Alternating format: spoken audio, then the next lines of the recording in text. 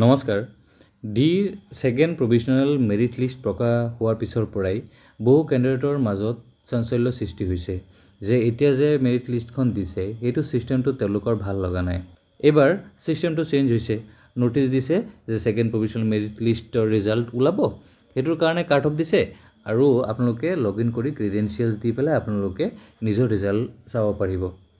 তো এইটো ক্ষেত্ৰত ট্ৰান্সপেৰেন্সি যেটো কথা যে পুৰাপুৰি গোটেই ডিটেইলছবোৰ আমি চাব পৰা নাই, সেইটো কাৰণে সকলোৰে মনত এটাই যে অভাৰলিপিঙৰ যি ইস্যু আছিলে সেই ইস্যুটো কিমান পৰিমাণে সলভ হৈছে। কাৰণ চাক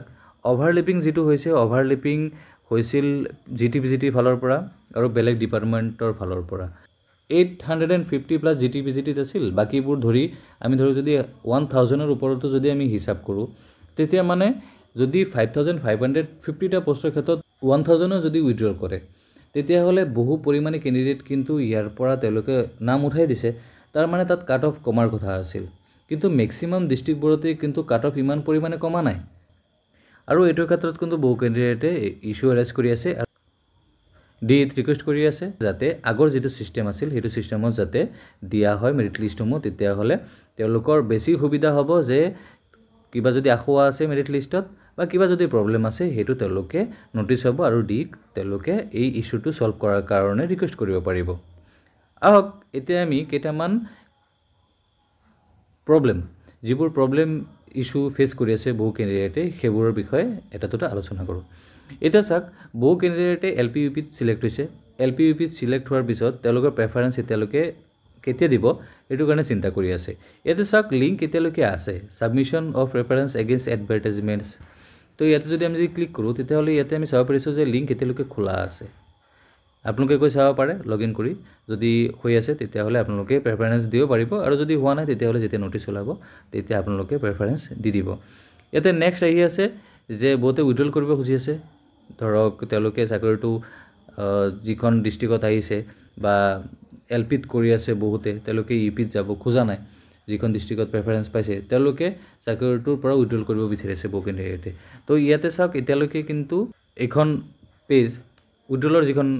পেজ আছিলে এখন কিন্তু এতিয়া ক্লোজ কৰা হৈছে, এতিয়া কিন্তু নাই, যদি তেওঁলোকে খুলি দিয়ে তেতিয়া হলে কিন্তু আপোনালোকে ইয়াতে গৈ পেলাই যিসকল ক্যান্ডিডেটে তেওঁলোকে উইথড্ৰ কৰিব খুজিছে উইথড্ৰ কৰিব পাৰিব। ফাৰ্স্ট প্ৰভিজনেল মেৰিট লিষ্ট যেতিয়া প্ৰকাশ পাইছিলে তেতিয়া কিন্তু ডিস্ট্ৰিক্ট ওয়াইজ কিন্তু বেলেগ বেলেগকে দিয়া আছিল, কিন্তু এটোৰ ক্ষেত্ৰত যেনেকৈ দিছে নোটিছ দিয়া হৈছিল যে কাট অফৰ কাৰণে এখন ওলাব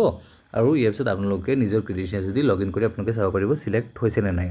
তো আপোনালোকৰ এইটো সিস্টেম কেনেকুৱা লাগি আছে কমেন্টত নিশ্চয় জনাব। বহু ক্যান্ডিডেটৰ ৰিজাল্টসমূহ তেওঁলোকে চাইছে, ৰিজাল্টসমূহ চোৱাৰ পিছত তেওঁলোকে দেখিছে যে তেওঁলোকৰ নামৰ এগেইনষ্টত আহিছে পিডিভি উইথহেল্ড, মানে ফিজিক্যাল ডকুমেন্ট ভেৰিফিকেশন উইথহেল্ড। এতিয়া কথাটো হ'ল যে তেওঁলোকে যে উইথহেল্ড আহিছে এতিয়া তেওঁলোকে কি কৰিব লাগিব, তেওঁলোকে ইয়াতে আপোনালোকে হেল্প ডেস্কত এবাৰ কল কৰক, কল কৰাৰ পিছত আপোনালোকে মেইলও কৰিব পাৰে আৰু আপোনালোকৰ কাৰণে ইয়াতে দিয়া আছিল যে আপোনালোকে গৈ পেলাই ইয়াতে চাব পাৰিব যে কোনখন ডিস্ট্ৰিক্টত কোন দিনাখন গ্ৰিভেন্সৰ কাৰণে ডেট দিয়া আছে। এতিয়ালৈকে ডি ফালৰ পৰা কোনো ধৰণৰ নোটিছ ওলোৱা নাই যে আপোনালোকে গ্ৰিভেন্স খিনি দিয়াৰ কাৰণে, মানে ধৰক ফিজিক্যাল ডকুমেন্ট ভেৰিফিকেশন যে উইথহেল্ড আহিছে হেতুৰ কাৰণে কোনো ধৰণৰ নোটিছ আহা নাই এতিয়ালৈকে। আমাৰ কিন্তু এটো ফলো কৰিব লাগিব, ইয়াতে যে আপোনালোকে স্ক্ৰিনত চাই আছে ইয়াতে দিয়া আছে যে আপোনালোকৰ যে যদি গ্ৰিভেন্স থাকে তেতিয়া হলে সাপোৰ্টিং ডকুমেন্টছ লৈ পেলাই আপোনালোকে যাব লাগিব ডি অফিসত, মানে directorate of elementary education Assam Kahilipara Guwahati 19, আৰু আপোনালোকে এটো ডেটত যোনখন ডিস্ট্ৰিক্টত আপোনালোকে এপ্লাই কৰিছে সেইখন ডিস্ট্ৰিক্টৰ কাৰণে মানে নেম অফ ফাৰ্স্ট ডিস্ট্ৰিক্ট এপ্লাইডৰ ক্ষেত্ৰত আপোনালোকে 27, 29 আৰু 30 তাৰিখত গৈ পেলাই আপোনালোকে এই কামটো কৰিব। যদি নোটিছ এতিয়ালৈকে আহা নাই, যদি আহে তেতিয়া হলে হেতু হিচাপত কৰিব, নহলে আপোনালোকৰ কিন্তু গুৱাহাটী যাব লাগিব, গুৱাহাটী গৈ পেলাই আপোনালোকে অফিসত গৈ এটো যে আপোনাৰ প্ৰবলেম আছে এই প্ৰবলেমটো তাত গৈ পেলাই সলভ কৰিব লাগিব। সেকেন্ড প্ৰভিজনেল মেৰিট লিষ্ট লৈ পেলাই আপোনালোকৰ কি মতামত আছে নিশ্চয় আমাক কমেন্টত জনাব,